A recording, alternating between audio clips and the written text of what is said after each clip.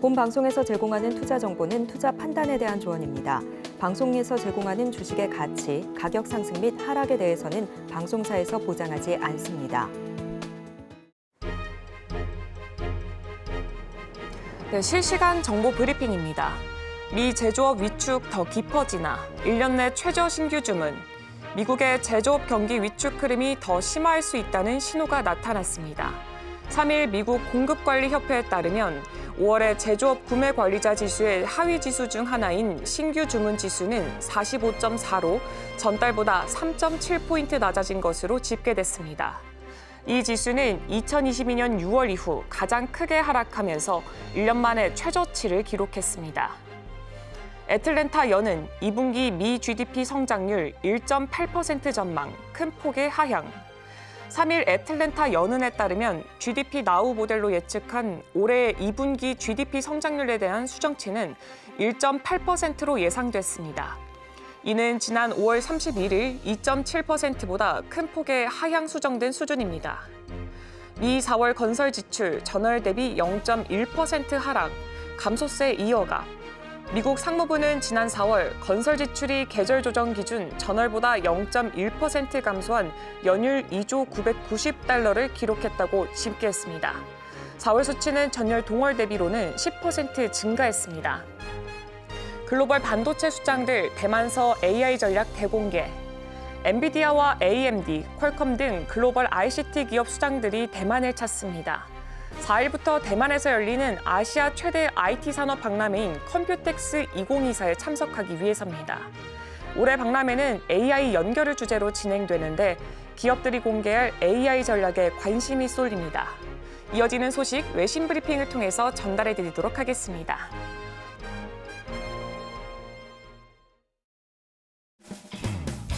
네, 여러분의 성공 투자를 책임지겠습니다. 안녕하십니까. 증시7 진행의 오은비입니다.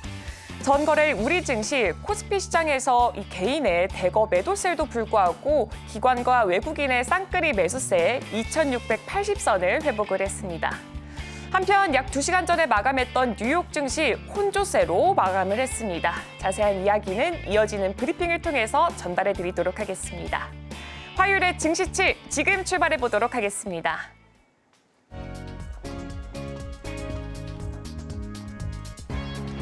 네, 먼저 뉴욕 증시 3대 지수부터 확인을 해보도록 하겠습니다. 네, 뉴욕 증시 3대 지수는 어제에 이어서 오늘도 혼조세로 마감을 했습니다. 그럼 지수부터 확인해 보도록 하겠습니다. 네, 먼저 다우산업지수는 0.3% 하락 마감을 했고요.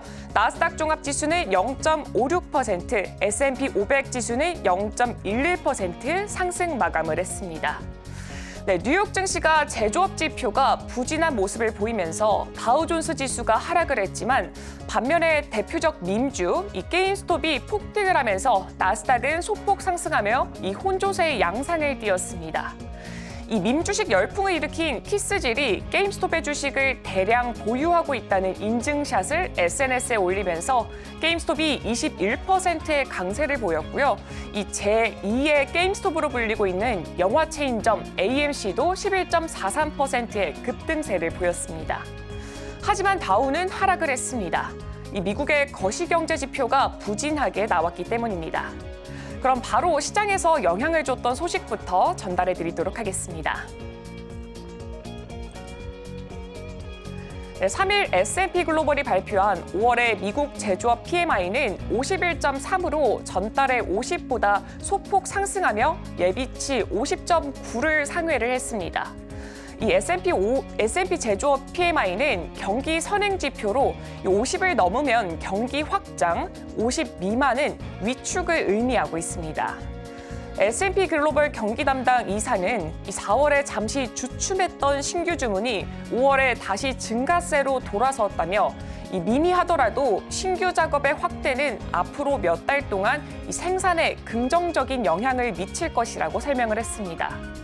그러나 비용 압박은 계속되고 있다며 이 생산자 비용 부담이 계속될 경우에는 이 현재와 같은 성장을 유지하기가 어렵다고 전망을 했습니다.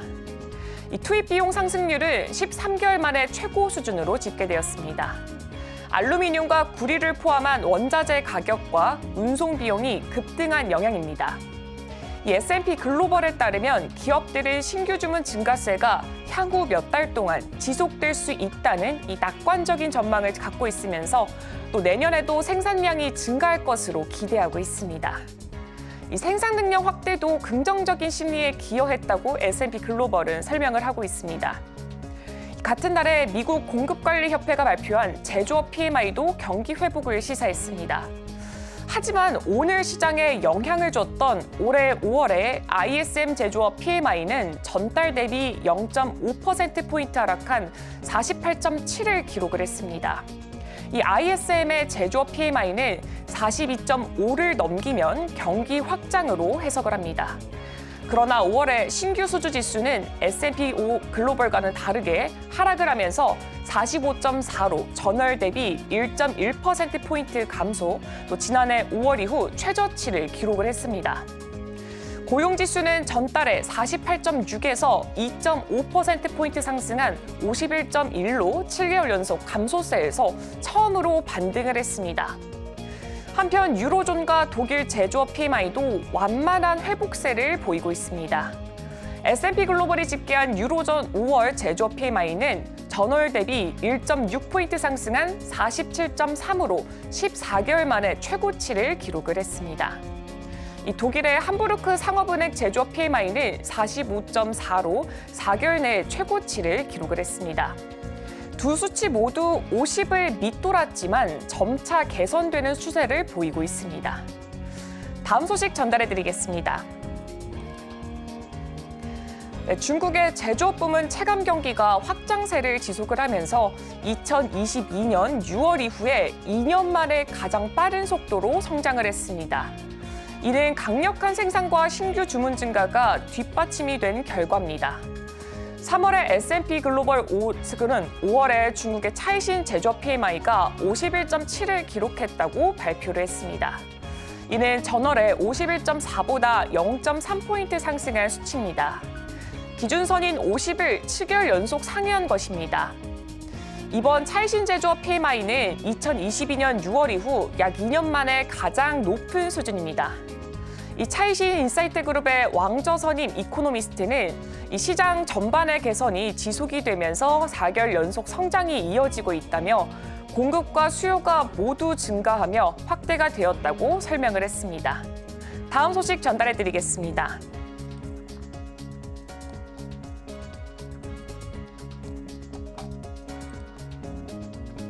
JP모건은 세계적인 투자자 워렌 버핏이 버크셔 해서웨이가 만기 1년 이하 국채인 재정증권의 3%를 보유하고 있다고 추정을 했습니다. CNBC에 따르면 JP모건은 버크셔 해서웨이가 수년에 걸쳐서 T빌 포지션을 상당히 확장해왔다며 현재 버크셔의 시장 내 비중이 국제기구, 스테이블코인 발행자, 역의 머니마켓 펀드, 지방정부 투자풀보다 더 크다고 설명을 했습니다. 2023년 3월 말 기준 버크셔가 보유한 1,580억 달러 규모의 T빌은 전체 미국 정부 단기 국채의 약 3%에 해당한다고 추산을 했습니다. 이 버크셔는 3월 말 기준 1,890억 달러에 달하는 막대한 현금 보유로 금리 상승 혜택을 누리는 주요 투자자 중 하나로 자리매김했습니다. 이 단기 금리가 5%를 넘어서면서 상당한 수익을 거두고 있습니다. 이 버핏은 매주 월요일마다 주간 국채 경매에서 3개월 및 6개월 만기 국채를 100억 달러 단위로 매입을 해왔습니다. 다음 소식도 전달해드리도록 하겠습니다. 또 다른 버크셔 소식입니다. 버크셔 해서웨이가 주가가 현지 시간 3일 뉴욕 증시에서 발생한 시스템 오류로 인해서 실제 가격의 1000분의 1도 안 되는 수준으로 표시가 되면서 오전 한때 거래가 중단되는 사건이 발생했습니다. 이 CNN의 보도에서는 이날 뉴욕 증시에서 버크셔 A주의 가격이 오전 9시 50분경부터 약 2시간 동안 전산 오류로 185.1달러, 한화로 약 25만 원으로 표시되었다고 설명을 했습니다. 이는 지난달 31일 종가인 62만 7,400달러, 한화로 약 8억 6천만 원 대비 99.97% 낮은 가격입니다. 반면에 버크셔 A주에 분할 상장된 버크셔 B주 주가는 같은 시간대에 변동이 없었습니다. 이날 뉴욕 증시에서 버크셔 A주 외에도 금 채굴업체 바릭골드, 원전 설계업체 뉴스케일 파워 등 일부 종목에서도 유사한 오류가 발생해서 일시적으로 거래가 중단이 되었습니다. 그러나 개별 종목들의 거래 중단 외에도 전체 주식시장은 전산 오류로 인한 영향을 받지는 않았습니다. 뉴욕 증권거래소는 현재 모든 시스템이 정상적으로 작동하고 있다라고 밝혔습니다. 뉴욕 증권거래소의 모 회사인 인터컨티넨탈 익스체인지는 이번 결함이 사이버 공격에 의한 것이라는 징후는 발견되지 않았다고 CNN에 전했습니다. 다음 소식 전해드리겠습니다. 네, 월스트리트 저널의 보도에 따르면 테슬라 CEO 일론 머스크와 JP모건의 제이미 다이먼 회장이 이 호텔방에서 비공식적으로 만났습니다. 이 머스크는 지난 3월 JP모건 행사에 참석한 뒤에 이 다이먼 회장의 호텔방을 방문을 했으며 이둘은 1시간 이상을 함께 보냈습니다. 이후에 다이먼 회장은 이 만남을 통해서 이제 머스크와의 사업을 다시 시작하기로 결정했다고 밝혔습니다. 이 두 사람은 행사 무대에서도 즐거운 분위기 속에서 이스라엘, 인공지능, 미국 정치 등 다양한 주제에 대해서 이야기를 했습니다. 이들의 관계는 2016년 JP모건이 전기차 금융 지원을 거부하면서 시작됐던 긴 불화와 소송전을 거쳤습니다. 머스크는 이후에 JP모건과의 거래를 중단을 하고 골드만삭스 등과 협업을 했습니다. 이 JP모건은 테슬라의 신주 인수권 계약 위반을 이유로 머스크를 상대로 2,200억 원 규모의 소송을 제기하기도 했습니다. 그러나 작년 11월 다이먼이 이 머스크를 높이 평가하면서 이 둘 사이의 관계가 해빙이 되는 분위기를 조성을 했습니다. 다음으로 엔비디아 소식 전해드리겠습니다. 엔비디아가 차세대 인공지능 그래픽 장치 루빈을 최초로 공개를 했습니다. 이 젠슨 황 엔비디아 최고 경영자는 2일에 국립대만대학교 체육관에서 열린 이 행사에서 AI와 산업혁명에 대해서 연설을 하면서 이 루빈을 2026년부터 양산할 계획이라고 밝혔습니다. 이 루빈은 최근 인공지능 업계에서 주목받고 있는 엔비디아의 호퍼 아키텍처와 현재 양상 중인 블랙웰 아키텍처의 후속작입니다. GPU는 병렬 처리 방식의 반도체로 데이터를 대량으로 동시에 처리할 수 있습니다. 원래는 게임 그래픽을 구현하는 데 사용됐으나 현재는 대규모 연산이 필요한 AI 분야에서 주로 활용되고 있습니다. 엔비디아는 또한 자체 CPU 베라도 곧 출시할 예정입니다. 이 황 CEO는 이날 연설에서 우리는 계산 인플레이션을 목격하고 있다며 처리해야 하는 데이터의 양이 기하급수적으로 증가하고 있어서 이 기존의 컴퓨팅 방식으로는 대응하기 어렵다. 또한 엔비디아의 가속화된 컴퓨팅 방식을 통해서만 이 비용을 절감할 수 있다라고 설명을 했습니다. 그는 엔비디아의 기술로 98%의 비용 절감과 97%의 에너지 절감이 가능하다고 강조를 했습니다. 이 GPU 아키텍처는 계산 단위와 메모리 등을 효율적으로 배치한 설계도를 말하고 있습니다. 이 엔비디아는 지금까지 2년 주기로 새로운 아키텍처를 도입해왔습니다. 2020년에는 암페어 기반의 A100을, 2022년에는 호퍼 기반의 H100을 출시를 했습니다. 이 H100은 글로벌 빅테크들이 AI 가속기 용도로 많이 사용하고 있는 GPU입니다. 지난 3월에는 블랙웰 기반의 B100이 공개가 됐고요. 이는 2,080억 개의 트랜지스터로 구성이 돼서 기존의 H100보다 데이터 연산 속도가 2.5배나 빨라졌습니다. 이 B100은 오는 3분기 양산에 들어가서 연말부터 출하가 될 예정입니다. 다음으로 도요타 소식 전달해드리겠습니다. 네, 세계 최대 자동차 제조업체인 도요타 자동차 본사에서도 이 자회사 다이아스 공업과 마찬가지로 품질 인증 취득 과정에서 부정행위가 발생한 것으로 드러났습니다. 3일 니테이와 NHK 등 현지 언론에 따르면 일본 국토교통성은 도요타 자동차, 마쓰다, 혼다, 스즈키 등 5개 회사로부터 자동차 성능 시험에서 부정행위가 있었음을 보고받았다고 밝혔습니다. 이 국토교통성은 다이하스가 자동차와 엔진 대량 생산에 필요했던 이 형식 지정 취득 과정에서 부정행위를 저질렀다는 사실이 밝혀졌던 이후 다른 제조사들에게서도 유사 사례가 있는지 조사하라고 지시한 바가 있습니다. 이 도요타는 현재 생산 중인 3개 모델과 과거 생산된 4개 모델을 포함해서 총 7종의 차량에서 부정행위가 있었다고 발표를 했습니다. 이 도요타는 보행자 보호 시험과 관련해서 허위 자료를 제출한 것으로 전해졌습니다. 이 국토교통성은 부정행위가 확인된 코롤라 필더, 코롤라 악시오, 야리스 크로스 등 3개 모델에 대해서 출하 중지를 명령했습니다. 국토교통성은 이르면 4일 중으로 도요타 본사에 대한 현장 검사를 실시할 계획입니다. 마쓰다는 현재 생산 중인 2종과 과거 생산된 3종 등 5종, 야마하 발동기는 판매 중인 1종과 과거 생산된 2종 등 3종에서 부정행위가 발견됐다고 보도했습니다. 국토교통성은 마쓰다와 야마하 발동기가 현재 생산 중인 차량 3종에서도 출하 중지를 명령을 했습니다. 혼다는 과거 차종 22종, 스즈키는 이전 차종 1종에서 각각 부정행위가 있었음을 이 정부에 보고를 했습니다. 마지막 소식 전달해드리겠습니다. 네, 크리스티아노 아몬 퀄컴 CEO가 대만 타이베이 난강 전시관에서 열린 컴퓨텍스 2024 기조 연설에서 스냅드래곤 X를 차세대 AI의 중심으로 손꼽았습니다. 그는 이 플랫폼이 최대한의 잠재력을 발휘할 수 있다고 강조를 했습니다. 또한 스냅드래곤 X 엘리트의 성능은 인텔의 코어 울트라 7보다 5.4배, 애플의 맥북 프로 M3보다 2.6배 우수하다고 밝혔습니다. 퀄컴 또한 AI PC 전용 프로세서인 스냅드래곤 X 엘리트와 스냅드래곤 X 플러스로 구동되는 코파일럿 플러스 PC를 선보였습니다. 이번 발표는 MS가 올해 자사의 생성형 AI 코파일럿 플러스와 함께 퀄컴의 2가지 AI 프로세서가 탑재됐던 PC를 공개했다는 사실과 함께 CPU나 GPU를 통한 컴퓨팅 프로세스를 AI 기능을 통해서 효율적으로 제공하는 이 방식에 대해서 혁신적인 접근을 강조하고 있습니다. 스냅드래곤 X 엘리트는 작업 기능을 저해하지 않으면서도 이 AI를 백그라운드에서 최적화해서 가동시킬 수 있는 최적화된 프로세서를 제공한다는 것입니다.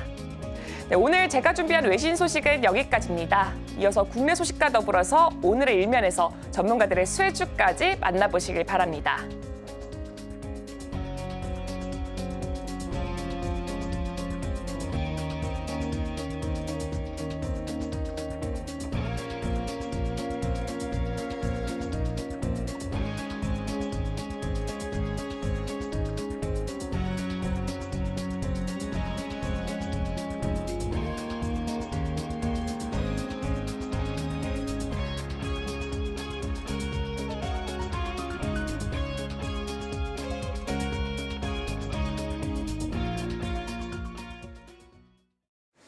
네, 서울경제TV 증시7 조간브리핑 시간입니다. 서울경제신문에서 발행한 이슈 전해드리는데요. 첫 번째 소식부터 하나하나 짚어보겠습니다. 화면 살펴보시죠.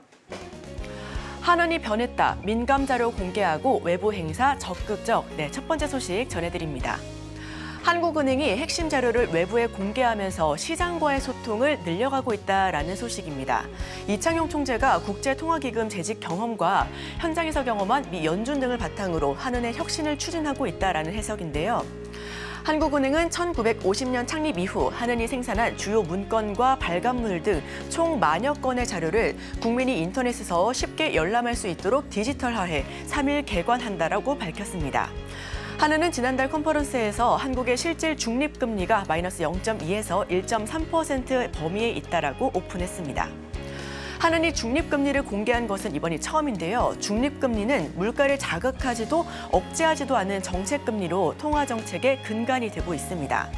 시장 입장에서는 중립금리를 알면 향후 기준금리 방향에 대한 추측이 가능해진다라고 볼 수가 있고요. 한은 내부에서는 중립금리를 공개하면 시장이 오해할 수가 있다며 상당히 부담스러워했었지만 이 총재가 컨퍼런스 핵심 내용의 외부 공개를 직접 지시한 것으로 알려졌습니다.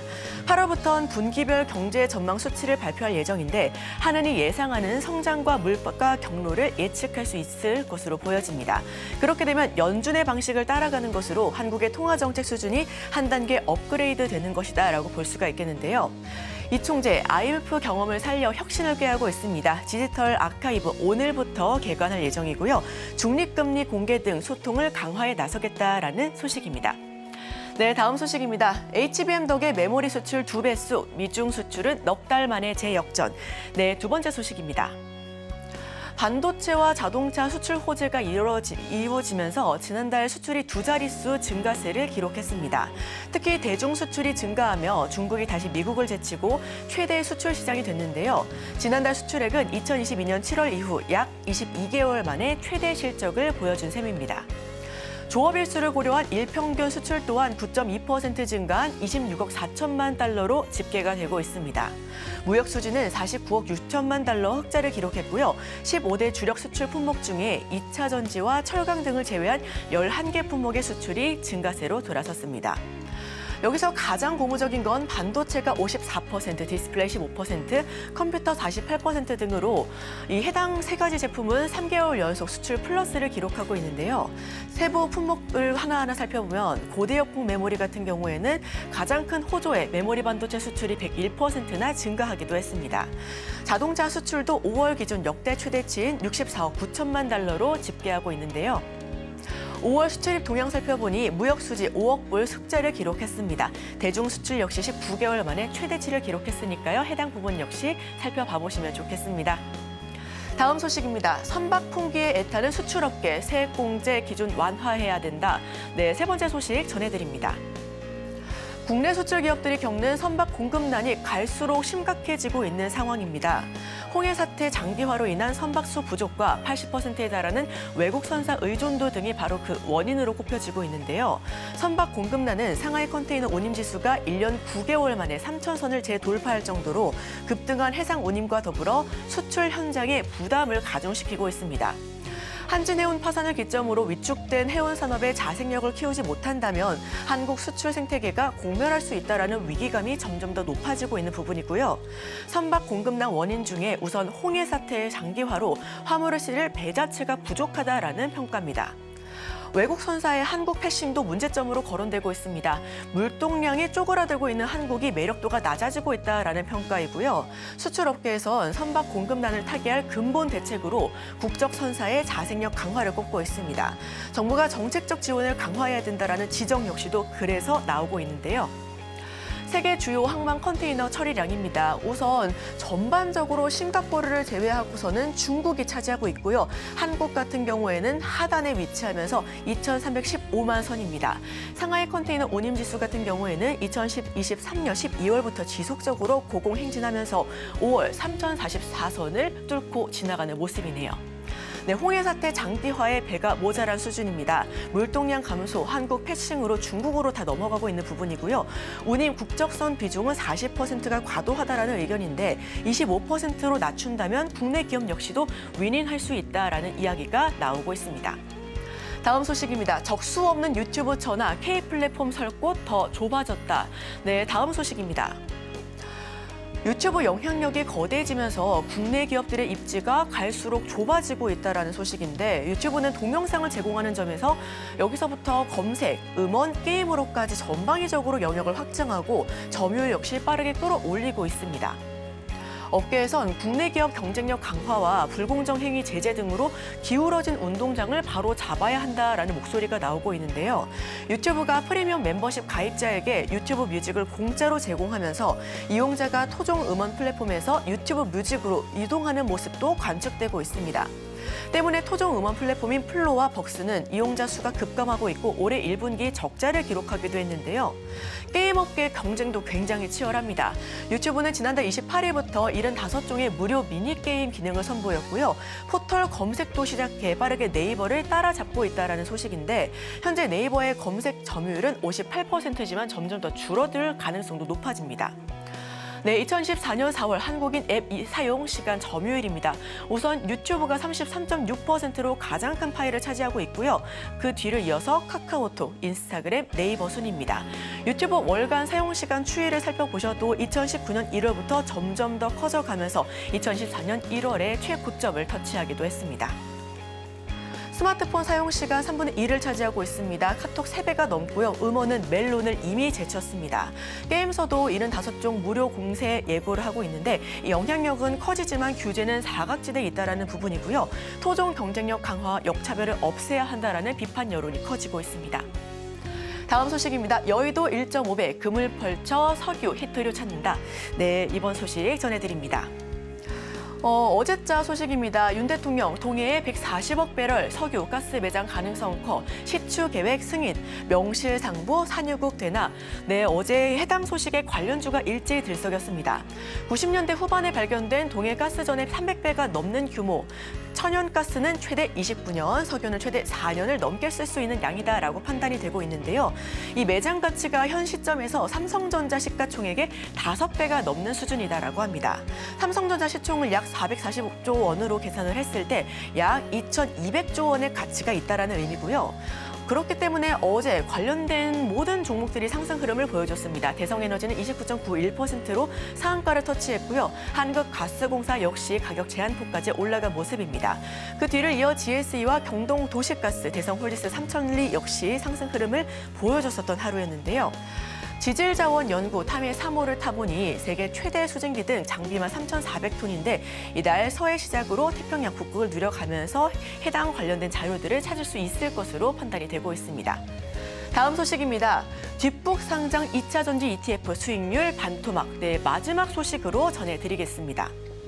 지난해 자산운용사들이 우후죽 순식으로 신상품을 내놨던 2차 전지 ETF, 최대 50% 넘는 손실을 기록하면서 1조 원대 자금을 쏟아부은 투자자들의 수익률에 비상이 걸렸습니다.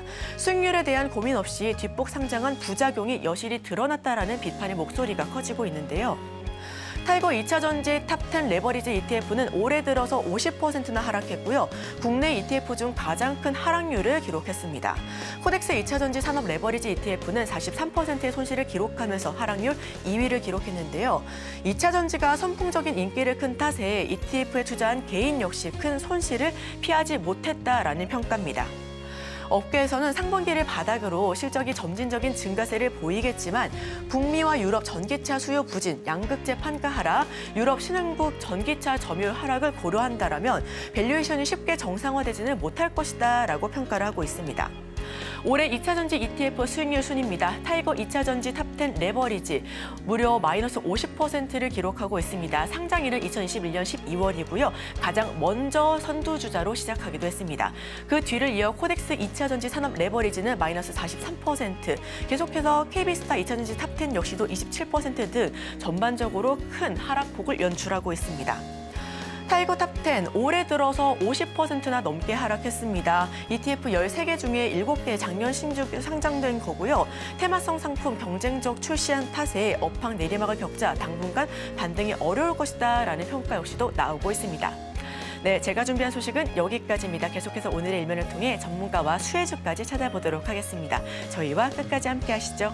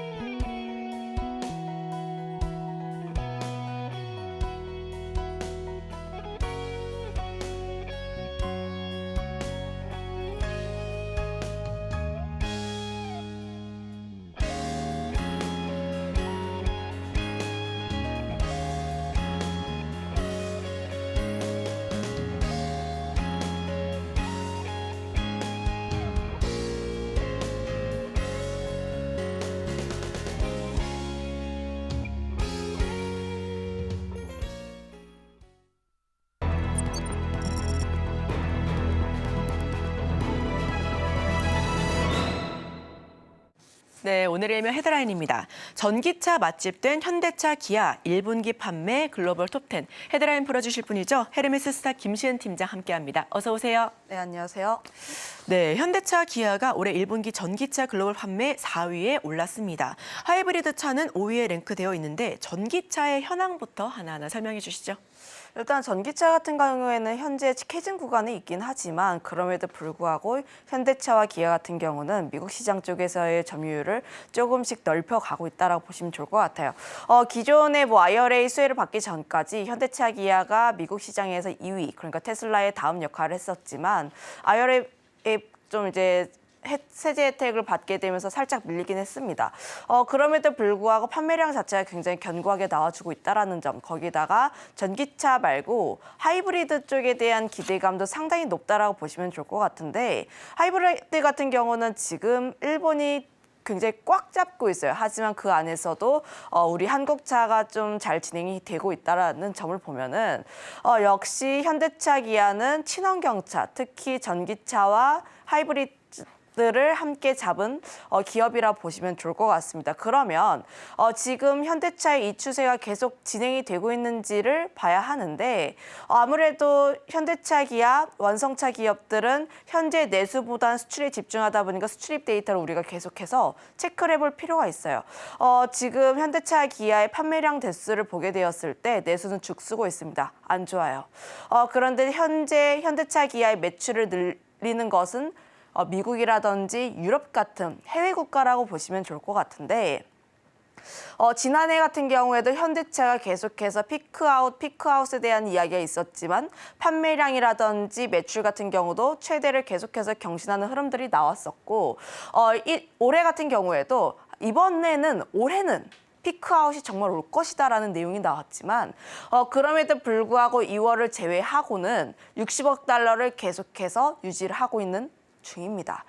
그만큼 지금 자동차 수출이 견조하게 잘 나와주고 있다라고 보시면 좋을 것 같고, 그로 인해 수출입 데이터가 굉장히 잘 나오다 보니까 그거 함께 맞춰서 현대차 기아도 모멘텀적인 플레이를 받고 있다라고 보시면 좋을 것 같은데, 그러면 판매 대수인데 좀 수출 단가도 계속 좋아지고 있는 추세예요. SUV라든지 혹은 하이브리드 차처럼 고부가가치 차량 같은 경우를 좀 잘 팔고 있다라고 보시면 좋을 것 같고, 그런데 이 부분에서 봐야 하는 점이 우리가 물량 밀어내기를 하지 않고 있다라는 겁니다. 물량 밀어내기라고 하면은 내가 굉장히 많이 팔기 위해서 좀 직원들한테 인센티브를 준다든지 혹은 소비자에게 가격을 좀 깎아주면서 판다든지 이런 식인데, 여전히 지금 브랜드의 가치를 유지를 하고 있고 단가 자체가 굉장히 높게 유지가 되고 있어서 현재 미국 시장 쪽에서의 현대차, 기아의 브랜드 가치가 굉장히 긍정적으로 유지가 되고 있다는 점을 감안을 했을 때 앞으로의 수출입 데이터는 조금 더 추가적으로 이어질 가능성이 더 높지 않을까라고 판단하고 있습니다. 네, SUV도 그렇고 하이브리드 차량도 그렇고 점진적으로 더 좋아지고 있는 모습입니다. 자, 그렇다면 투자 키워드 잡아봐야죠. 어떤 부분에서 키워드 좀 찍어주실까요? 가장 중요한 건 현대차 기아가 앞으로 더 올라갈 수 있을 것인지, 하반기에 좀 기대되는 이벤트가 무엇이 있을지가 좀 중요할 것 같아요. 그런 측면에서 보게 되었을 때 현대차가 하반기에 가지고 있는 이벤트가 약 3가지 정도가 되기 때문에 우리가 이 부분에 대해서 조금 더 집중해 볼 필요가 있지 않을까. 물론 현대차 같은 경우가 2가지 측면에서 접근을 해봐야 합니다. 앞서 이야기를 했던 것처럼 수출에 대한 데이터를 계속해서 확인을 해봐야 하는 점.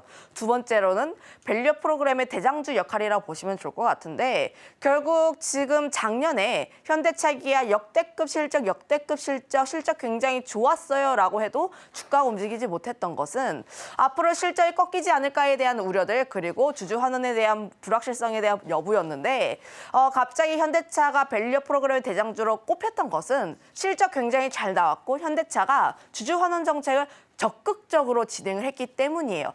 만약에 주주 환원 정책에 대한 부분들이 꺾이게 된다면 이런 부분에서 차익이 가장 크게 나올 가능성이 높다라고 보여지고 있어서 실제로 주주환원 정책이 추가적으로 나온지에 대해서도 확인해 볼 필요가 있지 않을까.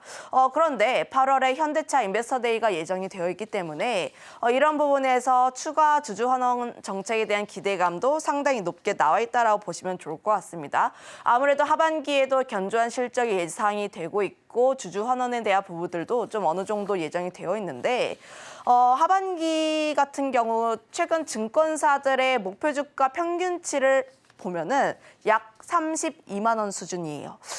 그런데 그 이유가 배당 성향도 계속해서 늘리고 있고 주주 환원율도 30%대로 늘릴 것으로 보고 있는데 자사주 소각에 대한 규모는 약 1조 정도로 보고 있습니다. 그러면 현대차가 현재 주주 환원 정책 자사주 소각으로 인해서 좀 가치를 높인다라고 보면은 앞으로 이 기업이 얼마나 성장할 수 있을지 여부에 대해서 우리가 판단을 해야 하는데 그때에도 수출입 데이터를 우리가 체크를 해볼 필요가 있어요. 앞서 이야기를 했듯이 현재의 실적은 수출입 데이터를 가지고 좀 많이 판단하다 보니까 수출 데이터를 조금 더 볼 필요가 있는데 만약에 기업 밸류업 프로그램의 취지가 지금 우리가 100이라는 매출을 벌면은 그만큼의 일정 부분을 주주들에게 돌려주고 그리고 우리는 앞으로 더 성장을 할 것이에요라는 부분들이니까 이제는 PER에서 ROE로 넘어가는 부분들. 그러면 성장률이 얼마나 유지가 되는지가 가장 중요한데 그 측면에서 보게 되었을 때 하반기 그러니까 10월에 조지아 공장이 가동이 될 예정입니다. 첫 생산 차량으로는 아이오닉 5가 좀 예정이 되어 있는데 현대차 기아의 북미 매출 비중이 약 30%에서 40%예요. 그런데 굉장히 높죠. 미국 쪽에 대한 매출 비중이 굉장히 높고 이번 5월 수출입 데이터를 살펴보게 되었을 때 전기차에 대한 매출 증가율이 굉장히 높습니다. 40%대라고 보시면 좋을 것 같아서 만약에 조지아 공장이 가동이 되고 IRA에 대한 수혜를 받게 된다면 다시 한번 판매량에 대한 부분들도 함께 기대를 해볼 수 있는 부분들. 다시 이전처럼 현대차 기아가 미국 시장 내 전기차의 2위를 좀 달성할 수 있지 않을까라고 보여지고 있어서 조지아 공장이 가동되었을 때 앞으로의 성장률도 함께 기대를 해볼 수 있다라고 보여지고 있고요. 거기다가 완성차 업계 중에서 전기차 판매에 있어서 흑자를 유지하는 기업이 많지도 않고 이 기업밖에 없습니다. 현대차. 그만큼 포트폴리오 자체가 굉장히 잘 잡혀 있는 데다가 전기차 쪽에서 흑자를 낸다는 것 자체는 앞으로 전기차의 P단에서의 가격 경쟁이 일어나더라도 조금 더 버틸 수 있을 만한 여력이 있다라는 거예요. 그러면 조금 더 캐즘 구간이 이어지더라도 그리고 전기차 쪽에서의 출혈 경쟁이 이어지더라도 현대차 같은 경우에는 수익성을 유지할 가능성이 굉장히 높다라고 판단을 하고 있어서 판매량뿐만 아니라 수익성에 대한 부분들도 긍정적으로 보고 있고 거기다가 마지막으로 기대가 되는 게 인도 IPO라고 보시면 좋을 것 같은데 최근 들어서 중국 쪽에 대한 비중들은 계속 줄여나가고 있고 앞으로 떠오르는 태양 그러니까 떠오르는 이제 지역이라고 할 수 있는 인도 쪽으로 계속 진출하려는 기업들이 많아지고 있습니다. 현대차 같은 경우도 좀 중국 시장 쪽에 타격 많이 받으면서 매출 비중이 5% 이하라고 보시면 좋을 것 같은데 그런 부분들을 인도 쪽에 진출하게 되면서 좀 이제 밸런스를 맞추겠다라는 전략이에요. 아무래도 인도 같은 경우에는 현재 계속 좀 발전을 진행을 하고 있다 보니까 앞으로 살 수 있는 자동차의 판매 대수가 훨씬 더 많아진다라는 측면에서 보시면 좋을 것 같은데 만약에 인도 법인이 나오게 되었을 때는 우선 첫 번째로 기대해 볼 수 있는 요소가 자금 조달에 대한 부분들, 두 번째로는 인도 쪽에서 진행하고 있다 보니까 그 시장 내에서의 차량도 판매도 함께 좋아질 수 있다는 부분이라고 보시면 좋을 것 같고 현재 현대차가 인도 시장에서 약 15%의 점유율을 가지고 있어요. 브랜드에 대한 가치가 상당히 좋게 나와 있다라고 보시면 좋을 것 같은데 물론 이제 현대차가 뭐 벤츠라든지 BMW라든지 이런 고급 차량 대비했을 때는 좀 살짝 밀리긴 하지만 그럼에도 불구하고 현재 인도 쪽에서 우리가 노려볼 수 있는 것은 가성비. 그런 부분에서 좀 노려볼 수가 있어서 앞으로의 판매량도 함께 기대가 된다라고 보시면 좋을 것 같습니다. 거기다가 인도가 사실 좀 이제 정부와의 좀 우호적인 관계를 유지를 하기 위해선 IPO가 적극적으로 성장이 될 필요가 있어요. 그런데 지금 현재 진행이 잘 되고 있기 때문에 기대감은 여전히 가져볼 만한 요소다라고 보고 있습니다.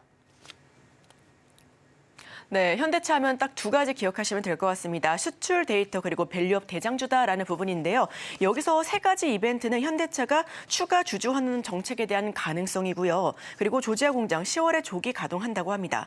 마지막으로는 인도 IPO 상장에 대한 기대감이 아직까지 유효할 것 같은데 자, 그럼 이 모든 이슈들을 머금고 있는 그런 수혜주 어떤 거 좀 추천해 주실까요? 아무래도 완성차 그리고 자동차 부품주를 볼 필요가 있고 완성차 그러니까 현대차, 기아의 주가 방향성이 좀 전체 섹터를 이끌어가고 있다라고 보시면 좋을 것 같은데 아무래도 완성차 현재 지금 주가가 좀 높기는 해요. 그럼에도 불구하고 수출 데이터 기반 그리고 하반기 이벤트를 예정했을 때 추가적인 성장에 대한 기대감 상당히 높게 나와 있다. 다만 밸류업 프로그램이 꺾이지 않아야 한다라는 전제를 좀 깔고 가고 그러면 완성차 기업들은 계속해서 움직이고 있는데 부품주는 왜 안 움직여요? 라고 보면은 부품주 같은 경우에는 밸류업 프로그램에 대한 수혜를 받지 못했습니다. 그럼에도 불구하고 완성차와 부품주 사이의 괴리가 굉장히 크게 나와 있어요. 주가의 모습으로 치면 완성차는 우상향 추세 그리고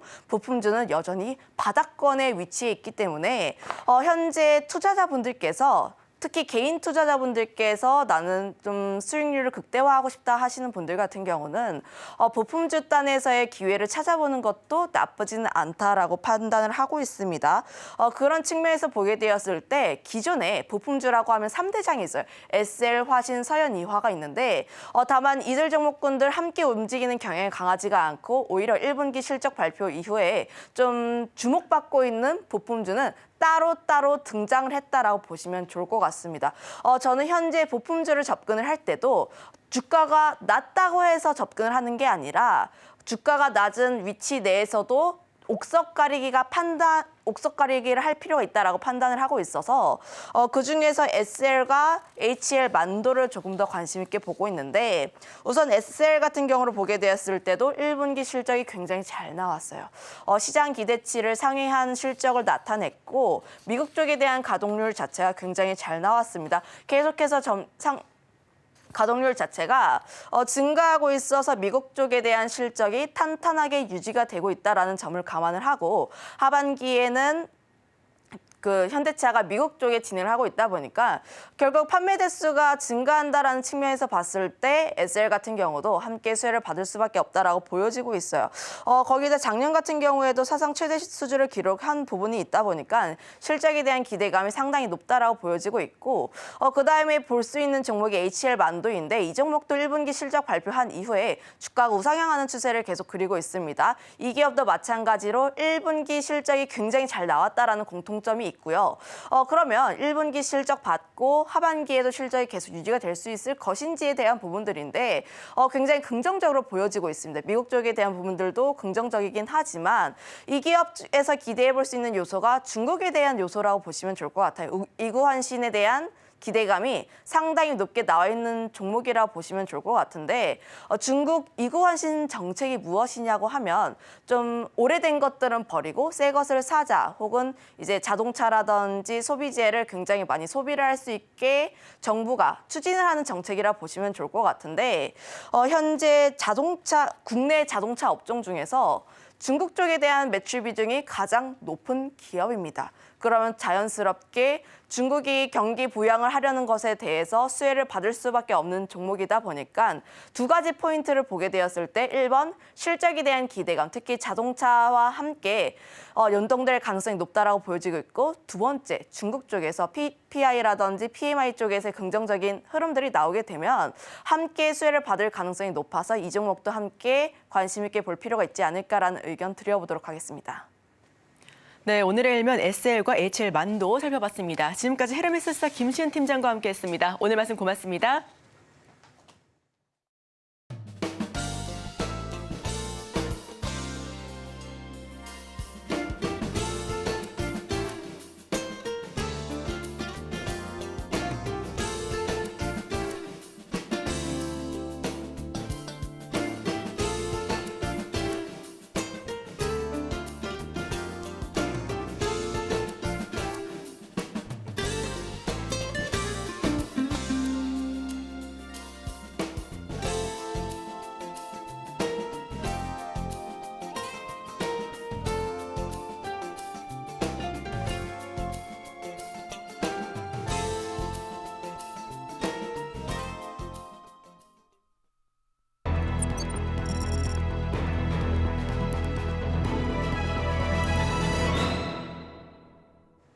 네, 투자하시기 전에 찾아보면 좋을 리포트 소개해드리도록 하겠습니다. 네, 오늘은 몇 세 이상입니다.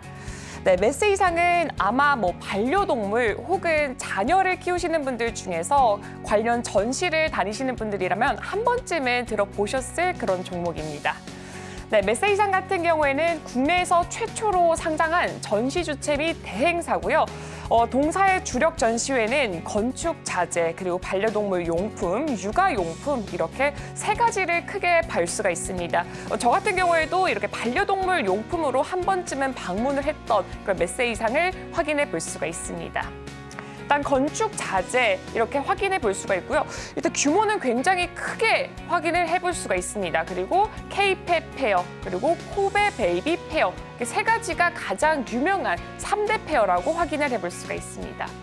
네, 몇 세 이상은 국내에서 최초로 상장한 전시 주체 및 대행사인 만큼 이 공격적으로 M&A를 진행하는 한편 또 신규 전시를 확대하면서 이 전략적으로 전시 시장에서 MS를 높이기 위해서 노력을 하고 있습니다. MS는 여기서 마켓 쉐어, 시장 점유율을 말하고 있습니다. 네, 사업 부문은 일단 전체적으로 전시 용역이 95.2%, 한마디로 전시 용역을 위주로 사업이 구성되고 있습니다. 네, 매출은 전시회 개최 건수와 또 상관관계를 이루고 있는데요. 여기가 이제 첫 번째 포인트로 한번 보시면 좋을 것 같습니다. 네, 중장기적으로는 국내 전시장 규모의 좌우가 되고 있습니다. 한마디로 이 몇 세 이상의 이 공급 포인트는 이 전시장 규모가 커지면 커질수록 이 매출이 점점 늘어난다라고 생각해 주시면 좋을 것 같습니다. 네, 2022년 같은 경우에는요, 33만 2,891제곱미터인 이 국내 전시장 규모가 이제 마곡 마이스 복합단지, 그리고 킨텍스 제3전시장, 그리고 잠실의 스포츠 마이스 복합단지 등의 이 건축이 올라감으로써 30년까지는 거의 2배로 증가할 전망입니다. 이 말인즉슨 이렇게 국내 전시장이 점점 더 커지면서 이 몇 세 이상의 이 영업이익 그리고 매출액이 2배로 늘어날 전망이다라고 봐주시면 좋을 것 같습니다. 마곡 마이스 복합단지는 정말 크게 건축될 예정이고요. 잠실 스포츠 마이스 종합단지 또한 이렇게 2030년까지 2배 가까이 늘어날 전망입니다. 그리고 국내 전시장 공급이 다양한 포트폴리오 구축, 이렇게 몇 세 이상 같은 경우에는 포트폴리오를 굉장히 다양하게 구축을 하고 있습니다. 단순하게 하나의 업종에서 머무르는 게 아니라 이렇게 코리아 월드부터 K-팹 페어, 그리고 팜, 그리고 KF, 디자인부터 정말 화학까지, 메타버스까지 포트폴리오를 다양하게 스펙트럼을 넓혀가면서 다양한 구조로서 이렇게 전시를 넓혀가면서 다양한 수익화를 보여주고 있습니다. 네, 그리고 이제 다양화를 하면서 안정적인 성장을 보여주고 있고요. 그럼으로써 이제 코로나 이후에 23년까지 매출액이 연평균 39.2% 성장을 하는 걸 볼 수가 있습니다. 사실 그 전까지만 하더라도 건축 인테리어, 베이비 페어 위주에서 이렇게 군수 치안, 레저, 반려동물까지로 확대를 하면서 이렇게 코로나로 인한 매출 급감이 빠르게 회복을 한 것을 확인해 볼 수가 있습니다. 두 번째 포인트입니다. 인도 IICC를 통해서 글로벌 전시 시장에 진출을 할 수가 있습니다. 이 같은 경우에는요, 뉴델리에 설립되는 인도 최대 규모의 전시장입니다. 여기에 설립이 되고 있는데요. 전체 면적이 30만 제곱미터인데요. 이 30만 제곱미터에서 끝나는 게 아니라 이 모디 총리가 100만 제곱미터까지 키우겠다라고 발표한 바가 있습니다. 네, 몇 세 이상이 여기서 킨텍스와 함께 20년간 전시장 운영을 맡을 예정입니다. 올해부터 전시회를 개최할 예정이고요. 이로 인해서 수익이 증가하고 중장기적으로 이 브랜드 가치 제고에 기여할 수 있다라고 보시면 좋을 것 같습니다. 지금 1분기 매출액은 YOY 대비해서 20% 넘었고요. 영업이익 같은 경우에도 19%를 기록을 했고요. 이 동사 같은 경우에는 예정치가 27.8% 넘어갈 것이다. 그리고 영업이익 같은 경우에는 23%를 넘어갈 것이다. 라고 여기 레포트에서는 예상을 하고 있습니다. 하지만 여기서 리스크는 하나 주의하셔야 될 것 같습니다. 유통주식 같은 경우에는 현재 지분의 84.2%가 의무 보유 물량으로 잡혀있기 때문에 이게 같은 경우에는 유통주식이 조금은 여전히 적을 것으로 예상이 되고 있기 때문에 투자하실 때 이 포인트만큼은 한번 주의해 주시면 좋을 것 같습니다. 오늘 제가 준비한 소식은 여기까지입니다. 오늘의 핵심 요약 세 줄입니다. 오늘은 한국의 5월 소비자 물가 동향이 발표됩니다. 물가 안정세가 확인될 경우 하반기 금리 인하에 대한 기대가 커질 수 있어 시장이 주목하고 있습니다. 오늘 일면 전기차 맛집된 현대차, 기아 1분기 판매 글로벌 톱10, 수혜주로 HL 만두 SL 살펴봤고요. 마지막으로 투자전 리포트 메세이상 하나하나 짚어봤습니다. 네, 우리 방송에서 제공하는 정보는 투자 판단에 대한 참고 자료일 뿐이고요. 해당 종목의 가치 또는 상승과 하락을 보장하지는 않습니다. 네, 잠시 후 증시 8, 오늘의 승부주가 방송됩니다. 승부주 된 힌트와 함께 전문가 인사이트도 들어보실 수가 있으니까요. 끝까지 함께 하시길 바랍니다. 네, 저희가 준비한 소식은 여기까지입니다. 저희는 내일 이 시간에 또 찾아뵙도록 하겠습니다. 함께 해주신 여러분, 오늘도 고맙습니다.